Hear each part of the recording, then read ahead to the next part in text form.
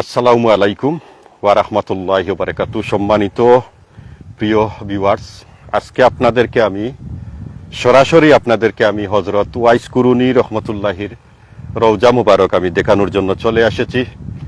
ওমানের সালালা থেকে একটি পাহাড়ের উপরে দেখতেছেন, একটু সামনে গেলে আপনারা দেখতে পারবেন সরাসরি হযরত ওয়াইস কুরুনী রহমতুল্লাহির রওজা মুবারক। তো প্রিয় বন্ধুরা, আমি আপনাদের সঙ্গে আছি, আমি শফিক মিয়া। অবশ্যই আপনারা আমার সাথে থাকবেন এবং সহযোগিতা করবেন। আজকের এই লাইভটি আপনারা সকল আপনাদের বন্ধু বান্ধব যারা আছেন সবাইকে দেখার সুযোগ করে দিবেন, শেয়ার করে। এটাই আমার অনুরোধ থাকলো। আপনারা দেখতেছেন আমি এই পাহাড়ের উপরে উঠেছি। আপনারা দেখতে পারতেছেন আমি এই সামনে, একটু সামনে গেলেই হযরত ওয়াইস কুরুনী রহমতুল্লাহির রওজাই দেখতেছেন। মাশাআল্লাহ, আমি এখানে আসলাম দীর্ঘদিন ধরে। এই আইডিতে আমি লাইভ করি নাই বা এখানে আসি নাই, আজকে চলে আসলাম। তার আগেই দেখেন চতুর্দিকে পাহাড় আর পাহাড়। তো হযরত ওয়াইস কুরুনী রহমতুল্লাহি আসলে আপনারা জানেন নবীজির আশিক ছিলেন, নবীজির প্রিয় একজন মায়ার মানুষ ছিলেন হযরত ওয়াইস কুরুনী রহমতুল্লাহি। আপনারা যারা আজকের এই লাইভটি দেখতেছেন সরাসরি, আমি আশা করি আপনাদের সকল মুমিন মুসলমান মানুষ বলতে যারাই আছেন, যে কোনো ধর্মের বলেন, সবারই দেখার একটা ইচ্ছা থাকে।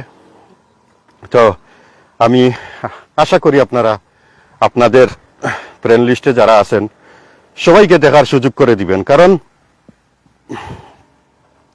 এই জায়গাগুলায় সচরাচর আসলে সবাই কিন্তু আসতে পারবেন না। যারা এখানে আছেন হয়তো তারা দেখতে পারবেন, আর যারা এখানে নয়, সারা পৃথিবীতে ছড়িয়ে আছেন, এই জায়গাটা দেখার ইচ্ছা কিন্তু সবার আছে। এই দেখতেছেন, এই যে গড়টি দেখতেছেন, একদম সাধারণভাবে ওয়াইস কুরুনী রহমতুল্লাহির রওজা। আমি একদম নিকটবর্তী চলে আসলাম। তো আসলে আমি পাহাড়ের উপরে উঠতেছি, তাই আমার আসলে নিঃশ্বাস নিতে একটু সমস্যা হচ্ছে। আপনারা জানেন, যদি কেউ একটি পাহাড়ের উপরে উঠার চেষ্টা করে তাহলে তার নিঃশ্বাস নেওয়া এক কষ্ট।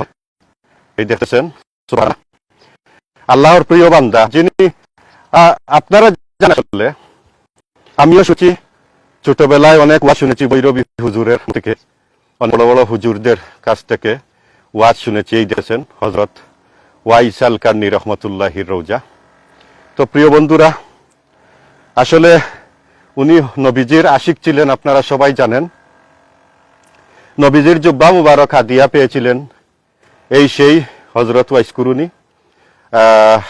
আসলে আমার প্রিয় নবীজি নিজেই বলেছেন যে ওয়াইস কুরুনীর দোয়া কবুল হয়। এটা বাস্তব। আমিও আসলে এখানে এসে আমি আসলে 2022-এ আমি খুব একটা বিপদগ্রস্ত ছিলাম। এখানে আমি আসি, আল্লাহর কাছে দোয়া করি, ওনার উসিল্লায় আল্লাহ যেন আমাকে কামিয়াবি করেন, আমার বিপদটা মুক্ত করে দেন। তাই আমি এখান থেকে যখন বের হয়েছি 10 থেকে 12 মিনিটের ভিতরে আল্লাহ পাক রব্বুল আলামিন আমার মনে হয় আমার দোয়া কবুল করেছিলেন। তো ওয়াইস কুরুনীর রওজা কিন্তু অনেকে দেখার জন্য বেকুল হয়ে আছেন। আমি বিশ্বাস করি আপনারা সবাই ওনার রওজাটা সবাইকে দেখার সুযোগ করে দিবেন। যারা লাইভে আছেন আমি সবাইকে অনুরোধ করব। তো প্রিয় বন্ধুরা, আপনারা দেখতেছেন হযরত ওয়াইস আল কারনী রহমতুল্লাহি, যিনি আমার নবীজির জন্য, আমি শুনেছি, এটা সত্য কি মিথ্যা সেটি আমি জানি না, তবে অনেক হুজুররা বলেছিলেন যে নবীজির যখন উহুদের যুদ্ধের সময়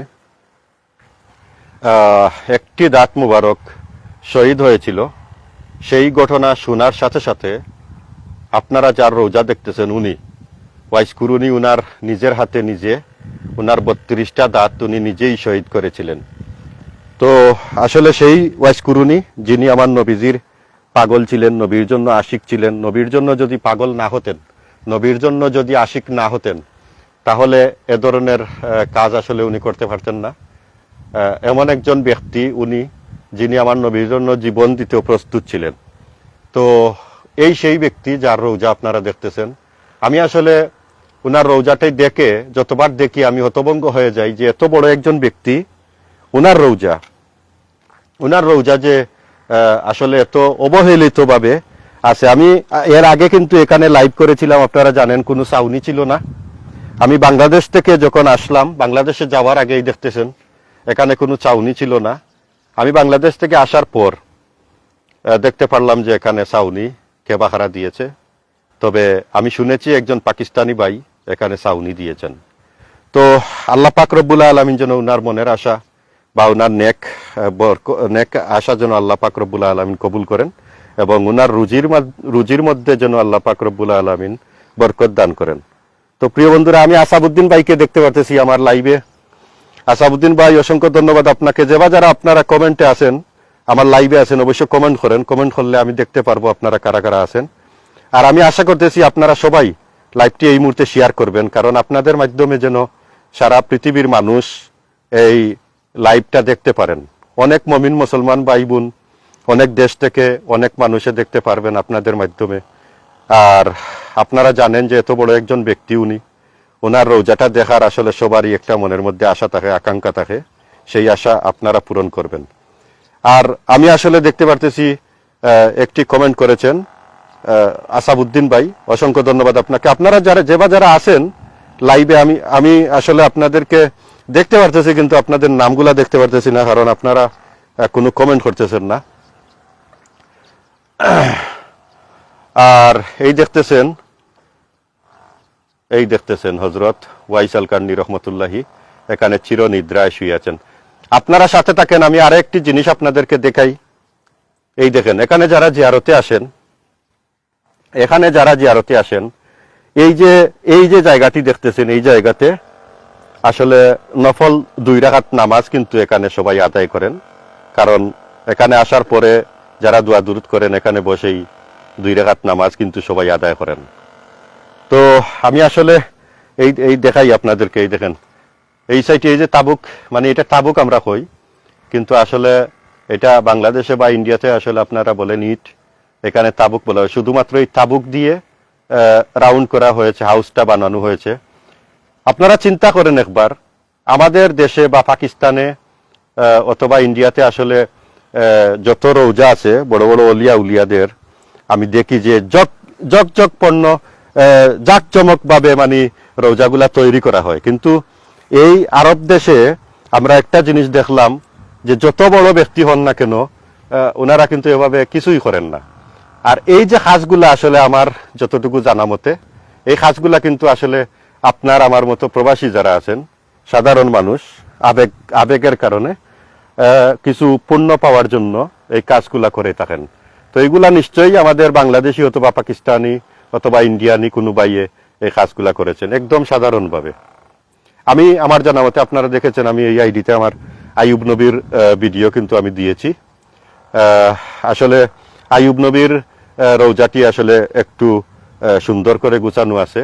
আর এই যে রহিমা বিবির, এটিও রহিমা বিবির মাজারটাও গুছানো আছে, অথবা ইমরান নবীর রৌজাটাও গুছানো আছে খুব সুন্দর। ইউনুস নবীর রৌজাটিও সুন্দর আছে। কিন্তু আপনারা জানেন যে নবীর জন্য যিনি আশিক ছিলেন, নবীর জন্য যিনি দাঁত মুবারক শহীদ করেছিলেন, তারপর নবীর জুব্বা মুবারক হাদিয়া পেয়েছেন, আমাদের প্রিয় নবী হযরত মুহাম্মদ সাল্লাল্লাহু আলাইহি ওয়াসাল্লামের জুব্বা মুবারক হাদিয়া পেয়েছিলেন এই ব্যক্তি, যার রৌজা আপনারা এই মুহূর্তে দেখতেছেন, হযরত ওয়াইস আল কার্নি রহমতুল্লাহি। উনার রৌজাটা দেখে আসলে খুবই আমার কাছে আসলে খুব খারাপ লাগে, কারণ এত বড় একজন ব্যক্তি যার রৌজা এত সুন্দর হওয়ার কথা ছিল, কিন্তু সেই সৌন্দর্য আমরা দেখতে পারতেছি না।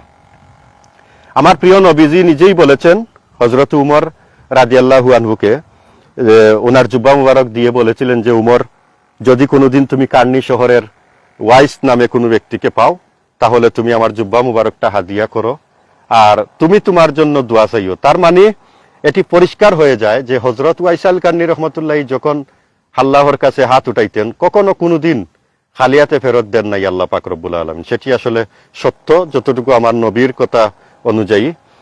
তো যাই হোক, আসলে আমি এড করতে পারবো না, দুঃখিত।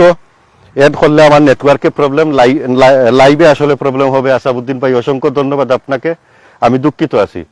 তো যারা এখানে লাইভে আছেন, আমি আশা করি আপনাদের বন্ধু বান্ধবের কাছে লাইভটি আপনারা পৌঁছাইয়া দিবেন, এটি আমার আশা আপনাদের কাছে। আর আমি সবাইকে আসলে আজকে বলবো যে ইনশাআল্লাহ আমি এখানে যতবারই আসি, আমি সবার জন্য এখানে দোয়া করি। যত পৃথিবীতে যত মানুষ আছেন সবার জন্য কিন্তু আমি দোয়া করি। এখানে আসলে আমি আমার জন্য, নিজের জন্য দোয়া করি, আপনাদের জন্য দোয়া করি। ইনশাআল্লাহ আমি বিশ্বাস করি যে এই জায়গায় উনাকে উসিল্লা করে যদি কেউ দোয়া করেন, তাহলে আমার বিশ্বাস যে দোয়াটা কবুল হয়। আমি নিজে বুঝতে পারতেছি আমার দোয়া আমার জন্য। আমি এখানে কেঁদে কেঁদে আমি বলেছিলাম, আমি 2টা বছর আনলিগেল ছিলাম এই দেশে, আমার কোনো আকামা ছিল না, কিন্তু এখান থেকে বের হওয়ার 10-15 মিনিট পরেই আমার সফলতা আমি পেয়ে গেছি আলহামদুলিল্লাহ। তাই এখানে আমি আমার বিশ্বাস নিয়ে এখানে চলে আসি। আরেকটি কথা আমি আজকে না বললে না হয়, আমার বাংলাদেশে আমি কি দেখতেছি ইদানিং কিছু দুষ্কৃতীরা অনেক মাজারে, বড় বড় মাজারে, অলিয়া উলিয়াদের মাজারে হামলা করেছেন। তবে এটার তীব্র নিন্দা আমি জানাই, কারণ কোনো মাজার ভাঙ্গার অধিকার কারো নাই। আমি এই জিনিসটা দেখে আমার খুবই খারাপ লেগেছে। কোনো মাজার কারো ভাঙ্গার কোনো অধিকার নাই, কারণ একজন অলির দরবারে যদি কেউ বিয়াদবি করে, তার ফলাফল কিন্তু সে অবশ্যই ফল এটার ভুক্তভোগী হতে হবে। তাই আমি মনে করি যারা এই দুষ্কৃতির সঙ্গে জড়িত হয়ে না বুঝে এই ধরনের কাজগুলা করে থাকেন, আমি আশা করি আল্লাহ পাক রব্বুল আলামিন আপনাদেরকে হেদায়েত দান করুক, আর এই ধরনের ঘটনা থেকে আপনারা মুক্ত থাকবেন। কারণ আপনি যদি সত্যিকারে কোনো অলির মাজারে গিয়ে এই ধরনের আঘাত আনেন, হয়তো আপনার কোনো ক্ষতি হয়ে যেতে পারে। কারণ নবীজি নিজেই বলেছেন, আল্লাহর অলি এই পৃথিবীতে সারা জীবন, যতদিন এই পৃথিবী থাকবে ততদিন আল্লাহর অলিদেরকে এই পৃথিবীতে পাঠাবেন। তো আল্লাহর অলিদেরকে যদি আপনারা অসম্মান করেন, তাহলে অবশ্যই আপনাদের খারাপ হবে, ভালো হবে না। আর অনেকে বলবেন যে ভাই বন্ড অলিদের মাজার ভাঙলে কি হয়? তো আমরা তো জানি না কোন মানুষটা কি ছিল, তার ভিতরে কি ছিল, আমরা কিছুই জানি না। কারো কোনো দোষ যদি আমরা না দেখে মন্তব্য করি, সেটাও আমাদের জন্য পাপ হবে। তো প্রিয় বন্ধুরা, আমি অনেক কিছু বলে ফেললাম। আমি আসলে লাইভটি বেশি লম্বা করব না, কারণ আমার সময়ের স্বল্পতা। আজকে আমি এসেছিলাম, তো যাই হোক আপনাদেরকে এই লাইভটি আমি দেখালাম, বা এই জায়গাটি আমি দেখানোর চেষ্টা করলাম। আমি আশা করি আপনারা এই লাইভটি সবাইকে দেখার সুযোগ করে দিবেন। আমি আবারও বলতেছি, ওমানের সালালা থেকে সরাসরি আমি আপনাদেরকে আজকে হজরত ওয়াইস কুরুনি রহমতুল্লাহির রৌজাটি দেখালাম। রৌজা মুবারক আপনারা দেখলেন, অন্যদেরকে আপনারা দেখার সুযোগ করে দিবেন। আজকে যারা এখানে কমেন্ট করেছেন, আমি দেখতেছি অনেক ভাই কমেন্ট করেছেন, আপনাদেরকে আমি অসংখ্য ধন্যবাদ জানাই। আর ইনশাল্লাহ যদি আপনারা আমার সাথে সবসময় থাকেন, যুক্ত থাকেন, তাহলে অবশ্যই আমি আরো ভালো ভালো জায়গায় যাওয়ার চেষ্টা করতেছি। ইনশাল্লাহ যাব। ওমানে অনেক কিছু আছে দেখার মতো, অনেক জায়গা আছে দেখার মতো, ইনশাল্লাহ দেখবেন। তো সবাইকে বলবো আমার আইডিটাকে ফলো করে রাখবেন, আমার সাথে থাকবেন। আজকের মতো আমি আপনাদের কাছ থেকে বিদায় নেব, আর সবার কাছে আমি দোয়া চাই, সবাই আমার জন্য দোয়া করবেন।